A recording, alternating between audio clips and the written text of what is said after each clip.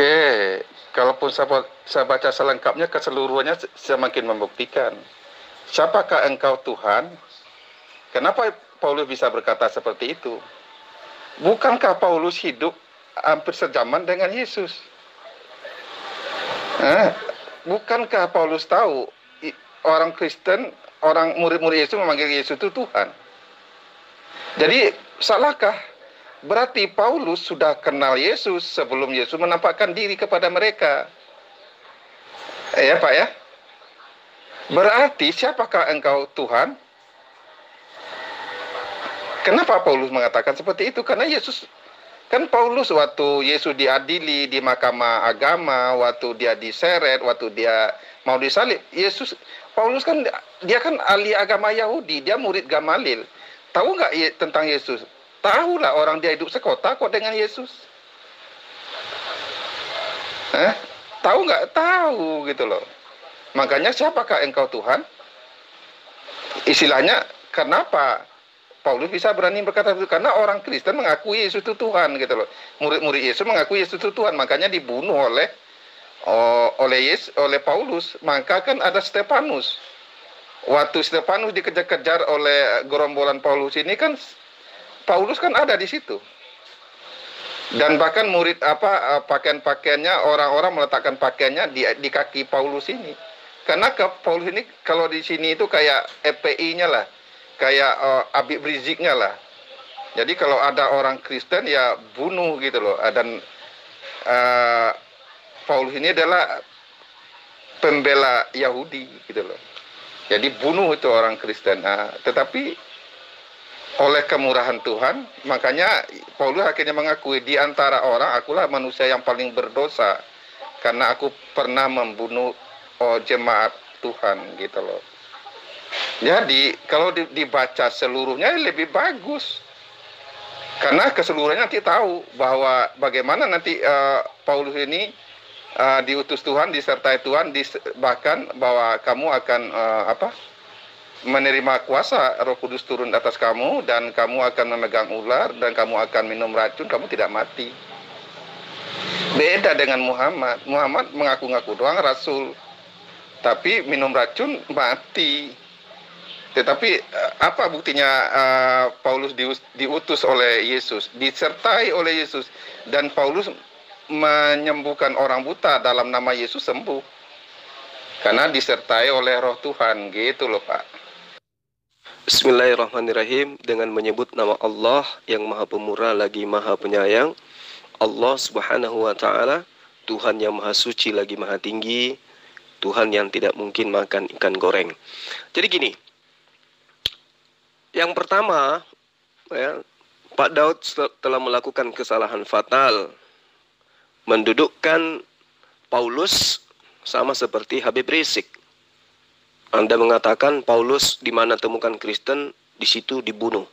Habib Rizik tidak pernah membunuh, apalagi melakukan hal-hal penyesatan. Ya, Habib Rizik tidak pernah menyesatkan ajaran Rasulullah Muhammad SAW, sedangkan Paulus menyesatkan ajaran Yesus. Nah, saya ingin tanya Pak Daud Umar ini, seorang murtadin. Ketika Paulus mengatakan, siapakah engkau Tuhan? Yang Tuhan yang dimaksud di sini manusia, Yesus, atau yang mana itu? Karena Yesus tidak pernah mengajarkan kepada siapapun di atas muka bumi ini kalau dia itu adalah Tuhan. Kalau dia utusan Tuhan, iya. Lagi pula, Yesus tidak mengenal Paulus. Ya, kalau misalnya Pak Daud sebagai murtadin mengatakan Paulus mengenal Yesus, itu di mana Anda bisa dapat data? Ada nggak datanya bahwa Paulus itu pernah bertemu dengan Yesus, atau Yesus pernah bertemu dengan Paulus?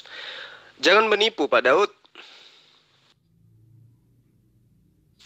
Justru kalau Paulus itu hampir sezaman atau sejaman dengan Yesus, justru itu membuktikan bahwa Pauluslah yang menggenapi nubuatan tentang serigala berbulu domba atau nabi palsu yang dinubuatkan oleh Yesus. Bahwa nubuatnya itu jelas. Penyesat itu ya akan datang di tengah-tengah kita, dan memang dia berasal dari kita. tapi dia tidak sungguh-sungguh dari kita. Nah, siapa itu yang dimaksud oleh Yesus di situ? Siapa yang berasal dari tengah-tengah Bani Israel, dari tengah-tengah murid Yesus, yang Yesus sebut sebagai serigala, yang sesaman, seangkatan dengan Yesus, itu siapa itu Pak Daud? Waalaikumsalam warahmatullahi wabarakatuh. Ya betul-betul Ustadz Zuma. Jadi Tuhan itu tidak akan mungkin makan ikan goreng gitu. Seperti keyakinan orang-orang Kristen ini. Bapak mengatakan saya tidak tahu sejarahnya. Dan Bapak mengatakan bahwa surat-surat itu ditulis sekitar 20 tahun Yesus tiada. Ya. Berarti murid-murid Yesus masih ada nggak pada saat itu? Buktinya kan Petrus masih ada. Walaupun Yesus sudah naik ke surga, tetapi kan ada murid-muridnya. Ada murid-murid Yesus yang mengkonfirmasi tentang pengalaman Paulus.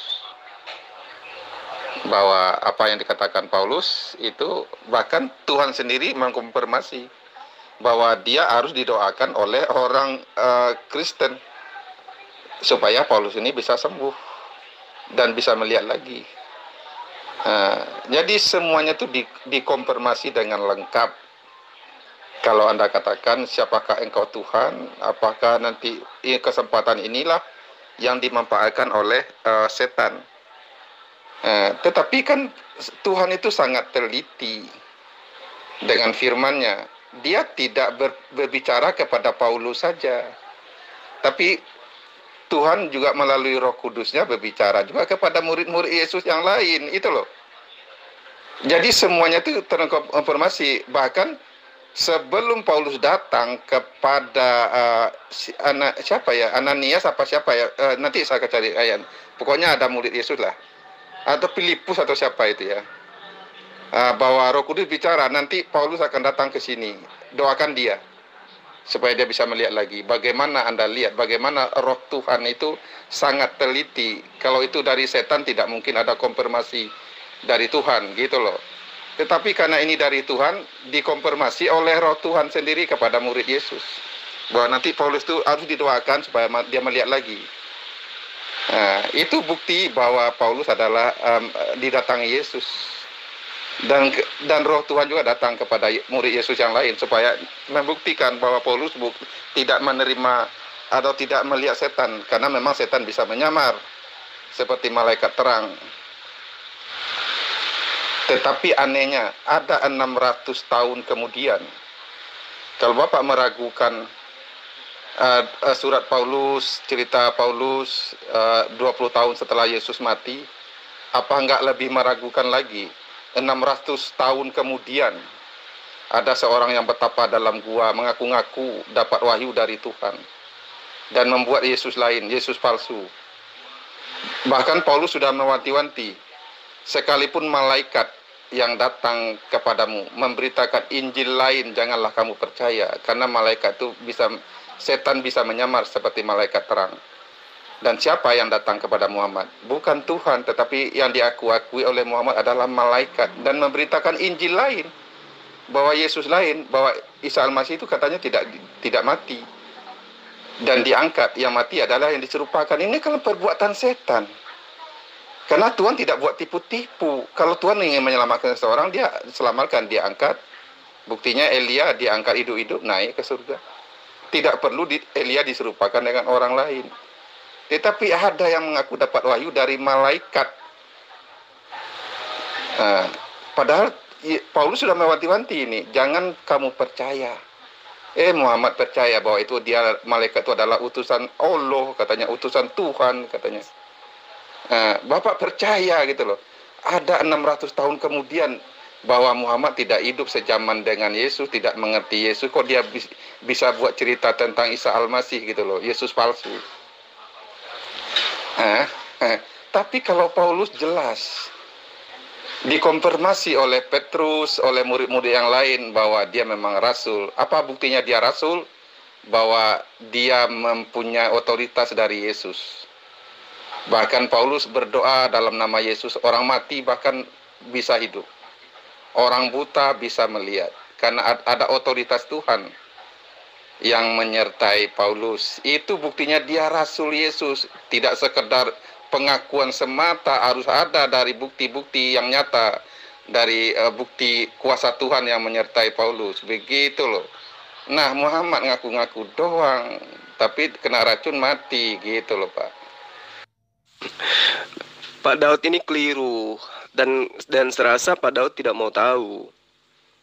Mau Bapak mengatakan murid-muridnya masih ada atau apapun ceritanya, yang menjadi pertanyaan adalah apakah kitab Anda itu benar-benar murni dari Yesus? Ada tidak Yesus pernah bercerita tentang perjanjian baru, Pak? Coba tunjukkan satu ayat deh di mana Yesus bercerita tentang perjanjian baru. Ada nggak? Bercerita tentang kitab Lukas, kitab Markus, Matius, ya, surah-surah Paulus. Ada, Yesus pernah bercerita tentang kitab Anda. Coba tunjukkan dalilnya dulu. Kalau ada, baru Bapak itu bisa memaparkan panjang lebar. Tapi kalau tidak ada, itu sama halnya Anda mendongeng. Gitu loh Pak Daud. A'udzubillahi minasyaitonirrajim.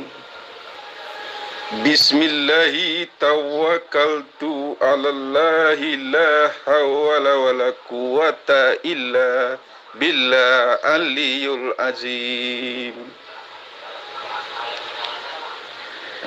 Aku berlindung kepada Allah pencipta alam semesta ini dari setan terkutuk.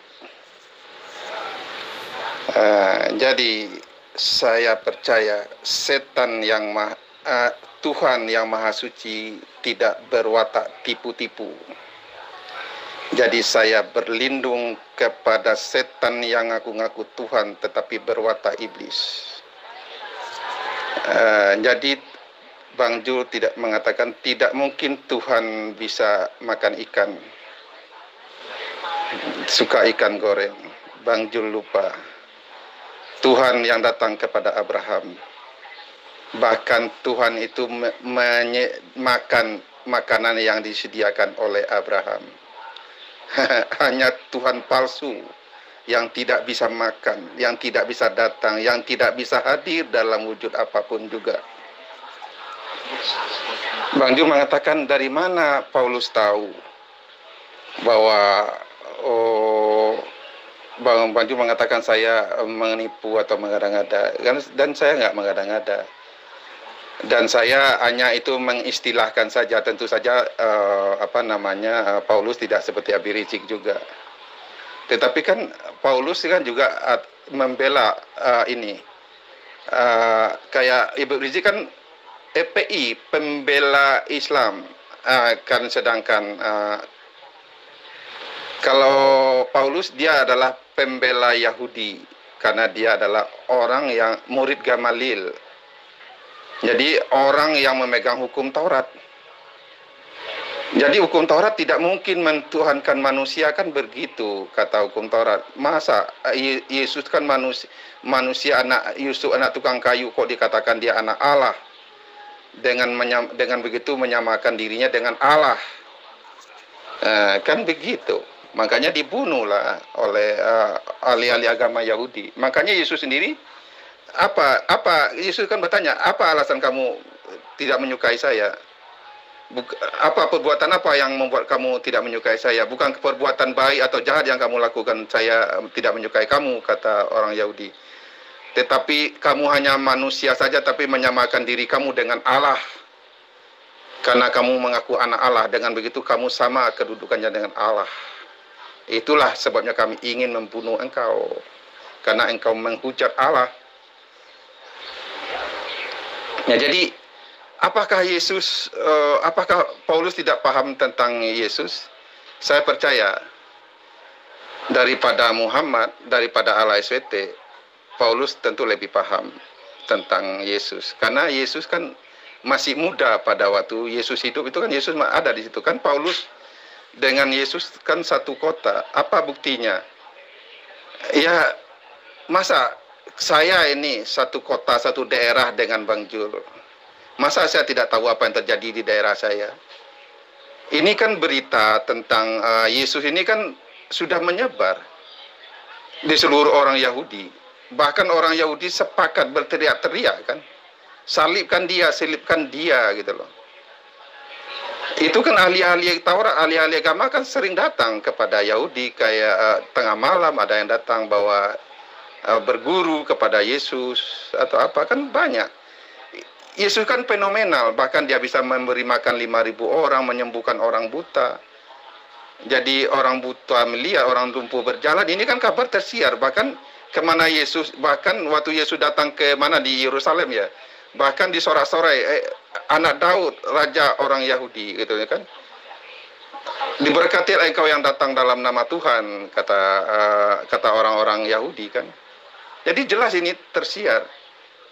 Karena waktu Yesus menyembuhkan orang buta, kan sibuk, siapa, atas nama siapa saya menyembuhkan engkau, saya tidak tahu, kata orang buta itu. Tapi dia, kalau dia memang orang berdosa, bagaimana orang berdosa doanya didengar Tuhan, kata orang yang buta itu. Saya tidak tahu tentang dia, apakah dia orang berdosa, anak zina. Kan ada orang Yahudi mengatakan, wah dia anak tukang kayu, dia anak zina. Bagaimana Tuhan mendengar anak seorang berzina gitu loh, anak seorang berdosa. Kalau Yesus anak seorang berdosa, bahkan orang buta sejak lahir bisa disembuhkan Yesus. Kalau Tuhan tidak menyertai dia, jadi jelas. Apa namanya ya? Jadi bagaimana Paulus tahu itu Yesus? Kan dikonfirmasi oleh murid Yesus yang lain, dan bahwa Yesus bahwa dia akan disertai oleh kuasa dari Yesus, dari Roh Kudus. Dan di dalam namaku engkau akan mengusir setan dan engkau minum racun tidak mati. Dan itulah yang terjadi kepada Paulus. Itulah buktinya Paulus adalah rasul yang diutus oleh Yesus. Nah, disinilah tipu daya iblis. Manusia diberi akal tapi tidak difungsikan. Kalau Pak Daud sebagai murtadin ini sehat akalnya, maka Pak Daud itu kudu wajib melihat kitab Kejadian itu milik siapa. Kitab Kejadian itu adalah milik Yudaism. Yudaism mampu membaca kitab mereka dalam bahasa original teks. Mereka punya tafsir, mereka punya rabi-rabi, mereka punya imam-imam yang mengerti tentang original teks. Bahasa Ibrani, Aramaik, bahasa Suryani, dan seterusnya. Lah, faktanya mereka tidak mengatakan dan tidak mengimani Tuhan datang dalam rupa manusia makan bersama Abraham. Yang ada di dalam iman mereka yang datang itu adalah malaikat. Hanya orang Kristen, ya, karena melalui bisikan iblis, kemudian menganggap yang datang ke Abraham itu adalah Tuhan. Sekarang begini, orang yang memahami kitab Torah, dalam hal ini kitab Kejadian, bab 18, sosok malaikat datang, kemudian di situ diterangkan Allah berfirman kepada Abraham. Mereka orang Yahudi praktis Yudaism yang mengerti Taurat, memahami bahwa yang datang itu adalah utusan berupa malaikat untuk menyampaikan pesan kepada Abraham. Bukan Tuhan itu sendiri. Hanya di dalam konsep paganlah kemudian Tuhan nusul ke atas muka bumi ini. Nah sekarang begini, Bapak punya penghulu, pemimpin agama, menggunakan kitabnya Bani Israel, tapi hanya terjemahannya. Orang Israel yang punya kitab asli tidak memahami konsep yang sama seperti yang Anda imani. Kira-kira yang benar yang mana? Yang punya kitab, yang ngerti bahasa Ibrani, atau kalian? Kenapa kemudian kalau Tuhan itu nusul menjadi manusia kepada Abraham, kenapa mereka tidak memahami bahwa Tuhan itu tidak mengimani Tuhan itu nusul menjadi manusia? Kenapa? Karena Yesus pun ketika datang tidak pernah mengajarkan dirinya adalah Tuhan itu sendiri yang makan ikan goreng. Tidak. Yesus datang kepada Bani Israel, ya, mengajak Bani Israel agar percaya kepada dia bahwa dia adalah utusan Tuhan, bukan Tuhan itu sendiri. Karena itulah Pak Daud, ya, yang suka nipu-nipu itu adalah manusia diajarkan sebagai Tuhan. Sadar enggak Pak Daud? Tentu saya membandingkan ajaran Paulus dengan ajaran Yesus. Tidak ada yang bertolak belakang. Yesus juga menggenapi hukum Taurat.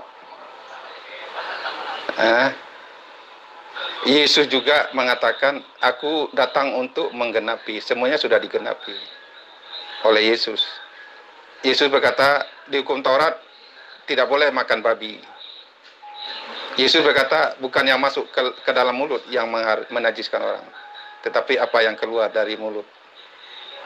Yesus menyimpulkan seluruh hukum Taurat itu isinya dua. Satu, kasihlah Tuhan Allahmu dengan segenap hatimu dan dengan segenap kekuatanmu. Dan kedua, kasihlah sesamamu manusia seperti dirimu sendiri. Dari dua hukum inilah tercantum, termaktub seluruh hukum Taurat itu. Kalau kita mengasihi Tuhan, tentu kita tidak akan mau melanggar perintah Tuhan. Kalau kita mengasihi sesama, tentu kita tidak ingin membunuh. Hukum Taurat, jangan membunuh. Jangan ada ilah lain di hadapanku. Yesus berkata, jikalau kamu mengasihi aku, kamu menuruti segala perintahku. Yesus berkata, jikalau kamu nggak percaya akulah dia, kamu mati dalam dosamu. Dan Paulus mengatakan, oleh kasih karunia kita diselamatkan. Itu bukan hasil usaha kita, tapi pemberian Allah. Yesus mengatakan, yang bisa selamat itu percaya kepada dia, bukan karena melakukan hukum Taurat, karena hukum Taurat itu sudah digenapi. Karena di hukum Taurat adalah orang berdosa harus dihukum. Kalau enggak, dia harus disediakan korban untuk menggantikan hukumannya itu. Di hukum Taurat tidak ada pengampun dosa tanpa penumpahan darah. Di hukum Taurat orang berdosa harus ditebus dengan binatang. Darah binatang itu harus menjadi korban dan darahnya harus tertumpah. Dan Yesus adalah anak domba Allah yang menghapus dosa dunia. Dan itulah yang digenapi oleh Yesus dalam hukum Taurat. Jadi Yesus datang. Jadi kalau kita setelah kegenapan itu ada, kita masih hidup di dalam hukum Taurat. Paulus berkata, jikalau kamu hidup dalam hukum Taurat, kamu keluar dari kasih karunia. Dan Yesus tidak ada gunanya bagimu. Sebab hukum Taurat dasarnya bukanlah iman, dasarnya bukanlah anugerah, dasarnya bukanlah kasih karunia. Hukum Taurat dasarnya siapa yang melakukan akan hidup olehnya. Sedangkan di dalam Yesus dasarnya ialah oleh kasih karunia kita diselamatkan. Itu pemberian Allah. Itu bukan hasil usaha manusia, tetapi pemberian Allah. Karena oleh kasih karunia kamu diselamatkan. Karena semua orang telah berbuat dosa dan telah hilang kemuliaan Allah. Tetapi siapa yang di dalam Yesus menjadi ciptaan baru, diberi hidup yang kekal, dijadikan anak-anak Allah. Jadi apa yang berbeda, apa yang bertentangan dengan ajaran Yesus? Tidak ada. Karena Yesus datang untuk orang berdosa. Dan Paulus berkata, tidak ada seorang pun yang benar, semua orang telah berdosa. Tetapi Paulus berkata, kita yang memberi diri kita dibenarkan oleh darah Yesus. Kita pasti diselamatkan dari murka Allah. Kita yang memberi diri kita disucikan, dikuduskan dan oleh Roh Tuhan, oleh dalam nama Yesus kita menjadi dipindahkan dari maut kepada hidup. Jadi Paulus mengatakan hidup kekal itu hanya menerima Yesus. Dan Yesus berkata, aku memberi hidup yang kekal kepada mereka. Mereka pasti tidak binasa sampai selama-lamanya. Jadi apanya yang bertentangan? Tidak ada yang bertentangan.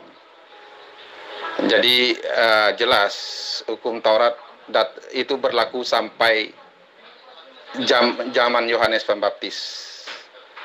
Karena hukum Taurat itu adalah bayang-bayangan dan wujudnya ialah Yesus Kristus. Hukum Taurat adalah di mana ada janji tentang keselamatan yang Tuhan berikan dan korban yang Tuhan sediakan. Di perjanjian lama, di perjanjian baru, korban itu sudah datang. Yohanes Pembaptis berkata, lihatlah anak domba Allah yang menghapus dosa dunia. Yohanes 3 ayat 16, karena begitu besar kasih Allah akan dunia sehingga ia karuniakan Yesus Kristus. Barang siapa yang percaya kepadanya tidak binasa, melainkan beroleh hidup yang kekal. Jadi jelas Paulus mengajarkan hidup yang kekal itu ada bersama Yesus, keselamatan itu ada di dalam Yesus. Oleh kasih karunia kita selamat, bukan hasil perbuatan. Tetapi hukum Taurat adalah dasarnya perbuatan dan iman kepada korban sembelihan. Jadi barang siapa yang melakukan seperti yang dilakukan hukum Taurat, simbol-simbol yang ada tertulis dalam hukum Taurat, dia selamat juga.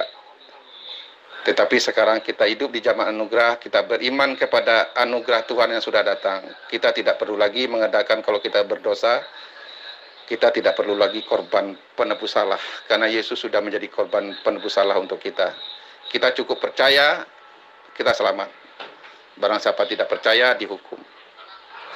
Makanya Yesus berkata dalam Yohanes 8 ayat 24, jika kamu nggak percaya akulah dia, kamu mati dalam dosamu. Tetapi kalau barang siapa percaya, ia selamat. Kalau kamu percaya kepadaku, kamu akan hidup, meskipun kamu sudah mati, kata Yesus. Jadi tidak ada yang bertentangan. Pak Daud, karena Anda murtad, maka Allah itu menutup mata hati Anda. Anda mengatakan tidak ada yang bertolak belakang antara ajaran Yesus dan Paulus. Itu artinya otak Anda sudah tidak berfungsi. Satu hal yang paling sederhana. Ya, Yesus mengajarkan menyembah kepada Allah. Paulus mengajarkan menyembah kepada Yesus. Apa samanya? Coba Anda terangkan kepada saya. Apakah sama Allah dengan manusia Yesus? Jawab singkat Pak Daud, nggak usah ceramah, nggak usah khotbah. Di sini bukan gereja. Lagian Anda hanya seorang murtadin yang tidak ada ilmu sama sekali. Jadi nggak usah banyak panjang lebar, Anda komat kamit kayak jualan obat. Singkat. Kalau Yesus menggenapi, apakah itu artinya menghilangkan? Menggenapi itu menghilangkan atau gimana? Kalau Yesus datang menggenapi, Paulus datang mengganjili. Babi haram ketika digenapi jadi halal, gitu maksudnya Pak Daud.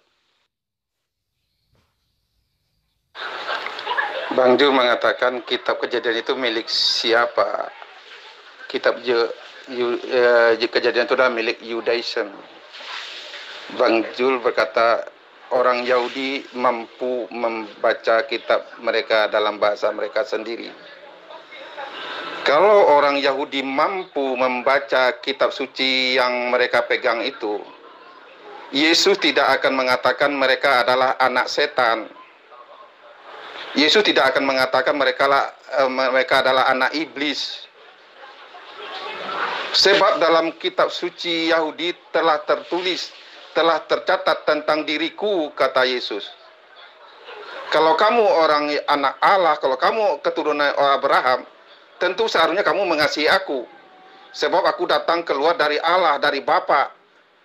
Tetapi kenapa kamu ingin membunuh aku? Karena firman Tuhan tidak ada di dalam kamu, kata Yesus. Karena kamu ingin melakukan kehendak Bapakmu. Yaitu kehendak siapa? Kehendak setan, gitu loh. Kalau firman Tuhan kamu mengerti, kalau firman Tuhan ada dalam dirimu, kamu seharusnya mengasihi aku. Kan tercatat tentang aku. Dalam kitab Musa tercatat tentang aku. Dalam kitab para nabi tercatat tentang aku. Bahwa akan lahir seorang Mesias yang dari anak darah. Dari keturunan perempuan. Dari keturunan Daud. Begitu aku lahir, kenapa kamu tidak menerima aku? Kenapa kamu tolak aku? Kenapa kamu hanya percaya aku anak tukang kayu? Padahal sebelum Abraham ada, sebelum Abraham jadi, aku sudah ada. Bahkan Abraham telah melihat hari-hariku. Dan Abraham bersuka cita. Terus Bang Jul mengatakan, kalau saya memakai akal sehat, tentu saya tidak akan menyembah manusia atau tidak percaya manusia nuzul.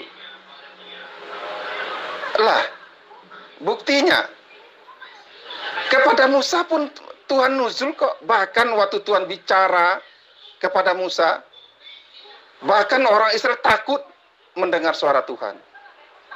Bisa nggak Tuhan nuzul bicara kepada Musa? Bisa kan buktinya. Tetapi kenapa orang Yahudi tidak percaya Tuhan itu bisa nuzul? Padahal dalam kitab suci mereka ada tertulis. Kalau Bang Jul katakan kalau orang Yahudi itu memang dia mengerti kitab suci, dia mengerti Tuhan yang datang kepada Abraham, dia katakan itu malaikat. Itu adalah malaikat Tuhan. Ada pribadi ilahi di dalam dirinya. Jadi Tuhan itu bisa datang dalam nuzul, dalam rupa manusia, dalam rupa malaikat.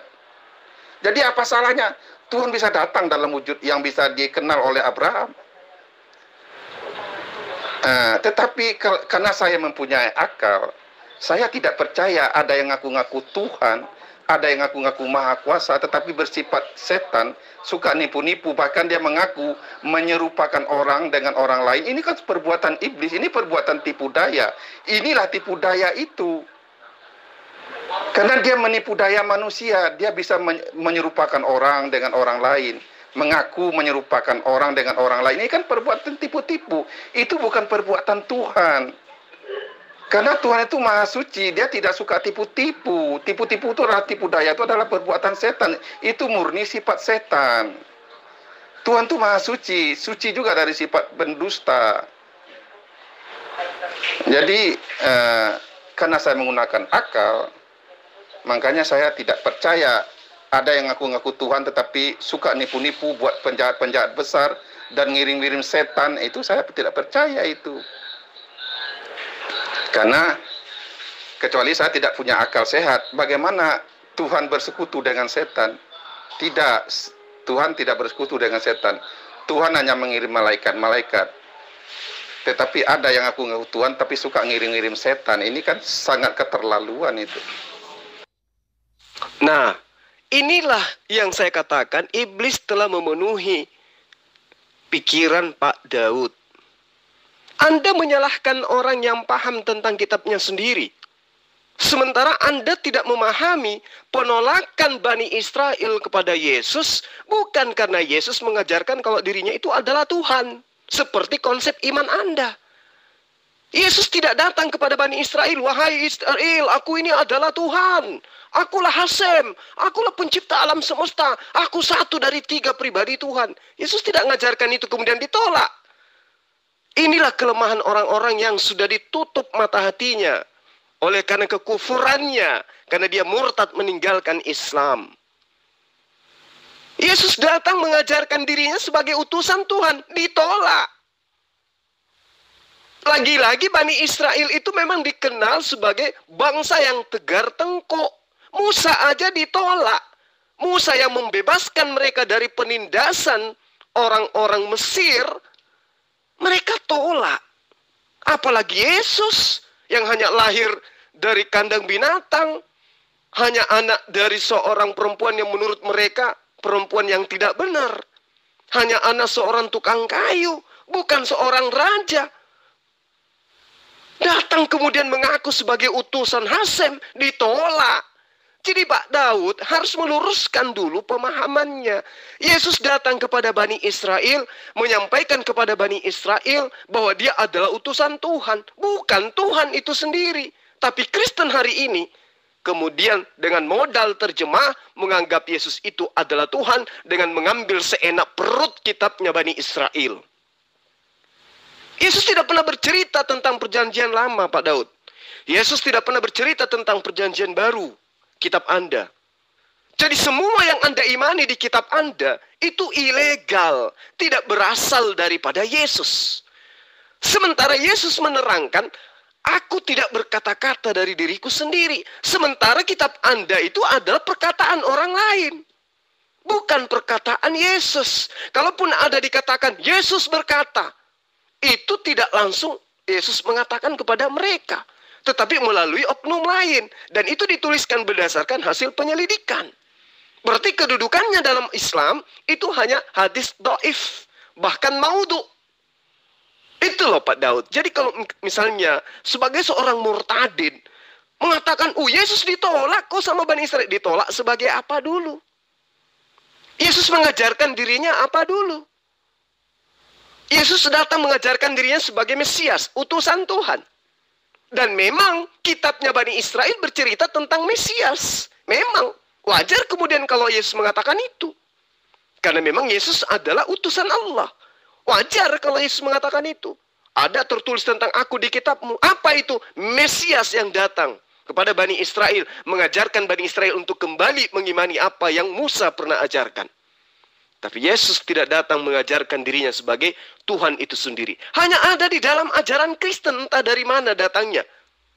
Kalau kita meneliti lebih jauh, datangnya jelas dari Paulus. Siapakah engkau Tuhan? Orang Kristen kemudian tepuk tangan. Oh, Yesus itu adalah Tuhan. Tanpa dia sadari bahwa penyesat itu datang di tengah-tengah murid Yesus yang mengajarkan kemudian Yesus itu adalah Mesias. Anda tidak sadari itu. Kalau Anda berbicara mengenai kitabnya Bani Israel, baca Yeremia 9 nomor 11. Apa yang tertulis di sana? Yerusalem akan menjadi tempat serigala bersembunyi. Bukan di Arab. Di Yerusalem, datanya ada. Yeremia 9 nomor 11. Yerusalem akan menjadi tempat persembunyian para serigala. Kalau berbicara mengenai Yerusalem, siapa lagi yang mengajarkan Yesus itu adalah Tuhan itu sendiri? Itulah serigalanya. Sadar enggak sampai situ Pak Daud? Kalaupun Allah menutup mata hati saya, tetapi Allah tidak mampu berbuat apa-apa kepada saya. Karena Allah SWT itu bukanlah Tuhan yang Maha Kuasa. Saya sudah buktikan. Saya sembah dia sebagai Tuhan, dia tidak mampu hadir sebagai Tuhan. Saya tentang dia sebagai seteru saya, dia tidak mampu. Allah SWT itu tanpa manusia, dia tidak ada apa-apanya. Bagaimana dia bisa mengunci hati saya? Walaupun dia ngirim-ngirim setan, tetapi di dalam nama Yesus, setan yang dikirim oleh Allah SWT ini bisa saya injak, saya hancurkan. Terus Bang Jul mengatakan, apa perbedaannya antara Yesus mengatakan harus menyembah Allah. Terus Paulus mengatakan, Paulus sendiri berkata hanya satu saja Allah, yaitu Bapa. Hanya satu saja Tuhan, yaitu Yesus. Terus Allah itu siapa? Tidak termasuk. Karena Allah itu bukan Tuhan, bukan Bapa. Bukan Bapa yang Maha Kuasa. Jadi Yesus jelas mengajarkan kita menyembah kepada Tuhan, kepada Bapa. Tetapi jangan kita menyembah setan yang ngaku-ngaku Tuhan. Karena setan pernah datang kepada Yesus, sembahlah saya, dunia ini akan saya berikan kepadamu.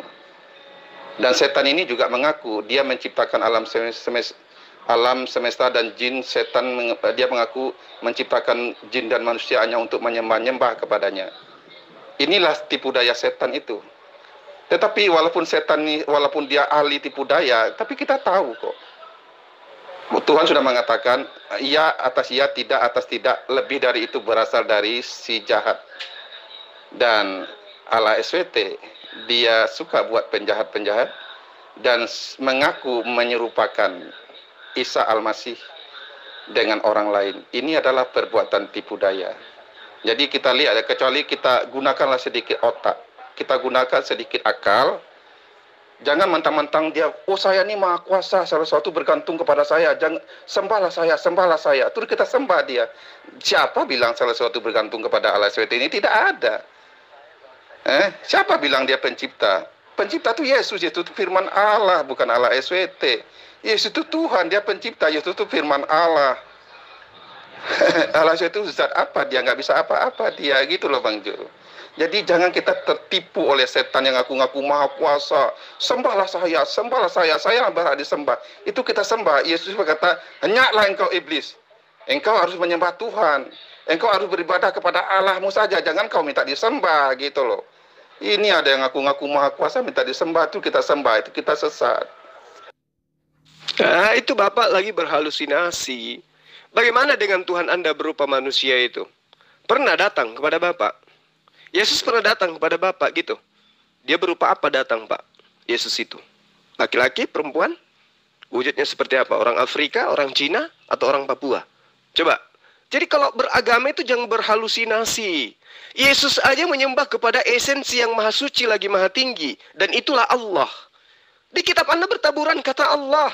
Bukan kata Yahweh. Allah yang dituliskan situ. Artinya, penerjemah.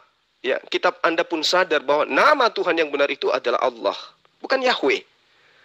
Sadar enggak sampai situ, Pak Daud? Bagaimana mau sadar membedakan garpu dan sendok aja susah.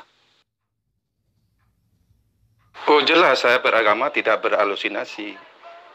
Tetapi saya pastikan orang Islam itu beragama berhalusinasi. Karena mereka tidak mengenal Tuhan. Karena bagaimana mereka mengenal Allah? Karena Allahnya tidak bisa menyatakan diri kepada mereka dalam wujud apapun. Apakah saya tidak menggunakan akal? Bagaimana Tuhan datang kepada saya? Dalam wujud apa? Dalam wujud laki-laki? Dalam wujud perempuan? Jelas kitab suci mengatakan, Alkitab sudah mencatat bahwa Yesus pernah datang ke dunia ini. Malaikat sudah bersaksi. Murid-murid Yesus sudah bersaksi. Bahwa Yesus pernah datang ke dunia ini. Dan Yesus bersaksi dan mengirim Roh Kudus untuk orang bisa mengerti siapa Yesus. Jadi bagaimana kita sekarang bisa mengerti Yesus? Bagaimana Yesus datang kepada kita? Ya kita baca Alkitab dan Roh Kudus nanti akan menerangkan, kita akan mengerti Tuhan yang benar. kita akan mengenal Tuhan yang benar. Bukan Tuhan yang mengaku-ngaku Tuhan, bukan setan yang ngaku-ngaku Tuhan. Karena setan itu bisa ngaku-ngaku Tuhan, karena setan tidak pernah mengaku sebagai setan. Tapi setan selalu tampil sebagai malaikat terang. Dia tidak pernah mengaku, dia penipu. Dia ngaku maha kuasa. Waktu dia datang kepada Yesus, dia minta disembah. Sembahlah saya, akan saya berikan dunia ini kepadamu. Ada setan yang ngaku, saya jadikan jin dan manusia hanya untuk nyembah-nyembah saya. Tuhan tidak menciptakan manusia untuk diperbudak oleh Tuhan, tetapi setan ingin memperbudak manusia untuk nyembah-nyembah dia. Kita tahu, bisa beda kalau kita gunakan akal, kita akan tahu mana Tuhan, mana setan. Jadi bagaimana Tuhan datang kepada saya? Karena saya percaya kalau iman itu timbul dari mendengar firman Tuhan. Waktu kita baca Alkitab, karena firman itu dihilhami oleh Alkitab. Kalau kita dengan sungguh hati, kalau kita dengan tulus hati, kalau memang bismillahi tawakkaltu, kalau anak karena Allah kita tawakal kepada Tuhan, Tuhan akan memberi jalan keluar kepada kita. Jangan karena kita beragama Muslim, terus kita percaya, wah ini agama benar gitu. Benar nggak Tuhan yang ada di dalam Al-Quran itu? Tuhan yang benar itu maha suci. Bagaimana? Tuhan yang benar itu juga maha adil. Kalau dia tidak adil, dia udah pasti bukan Tuhan. Ya Anda lihat bagaimana Al-Quran itu memperlakukan wanita. Wanita hanya bisa disuruh tunduk kepada satu pria, dan pria boleh memuaskan nafsu binatangnya kepada banyak wanita. Itu yang Anda katakan Tuhan maha adil. Bang Jul. Kalau Bang Jul menggunakan akal, Bang Jul akan tahu siapa pribadi yang ada di dalam Al-Quran itu. Dan siapa pribadi yang ada di dalam Alkitab. Itu dua pribadi yang berbeda. Yesus mempunyai kepenuhan ilahi. Seluruh kepenuhan Allah ada di dalam Yesus Kristus. Tetapi segala tipu daya dan nafsu yang dinyatakan melalui Muhammad. Abang Jul lihat bagaimana pribadi Muhammad. Bagaimana dia menjadikan mantunya jadi istri anak kecil dinikahinya. Apakah Muhammad itu wujud dari Tuhan? Coba Bang Jul pikirkan. Kok manusia diperbudak untuk mendirikan sholat, untuk mengingat Allah ini? Kalau kamu nggak mendirikan sholat 5 waktu, kamu masuk neraka. Sembahlah saya berhak disembah. Dirikan sholat untuk mengingat saya. Ini Tuhan macam apa? Kalau kita percaya dia Tuhan, tapi memperbudak kita. Sedangkan Tuhan itu penuh kasih sayang. Dan Tuhan itu menyelamatkan kita. Karena manusia ini adalah milik kesayangannya. Jadi kalau Tuhan tidak ingin satu manusia pun binasa. Sedangkan Allah SWT menginginkan manusia itu ingin memenuhi neraka dengan jin dan manusia. Anda lihat bagaimana ambisi Allah SWT ini. Cuman satu yang bisa dipastikan oleh Allah SWT ini, yaitu mendatangi neraka. Karena dia tidak bisa memastikan orang masuk surga. Karena dia bukan Tuhan, pemilik surga. Apalagi di surga dia janjikan itu. Aduh, malu saya mengatakannya. Nah, sekarang kalau itu yang Anda jadikan dasar, coba tunjukkan kepada saya Yesus yang Anda anggap Tuhan itu. Ya. Anda mengatakan saya berhalusinasi karena saya tidak bisa melihat Allah. Sementara para nabi menerangkan tidak ada manusia yang dapat melihat Allah bisa hidup. Tapi Anda jangankan melihat Tuhan Anda, ya, menampar Tuhan Anda juga bisa. Bahkan membunuh Tuhan Anda juga bisa di agama Anda itu. Sekarang begini, Pak Daud, seorang murtadin yang meninggalkan ajaran kebenaran. Saya tanya sama Anda, coba buktikan kalau Yesus itu ada. Bisa nggak? Bisa tidak Anda membuktikan Yesus itu ada sekarang? Tunjuk buktinya, mana Yesus? Saya ingin lihat, saya ingin bukti.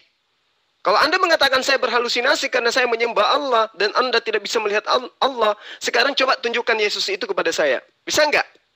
Kalau ada silakan tunjukkan.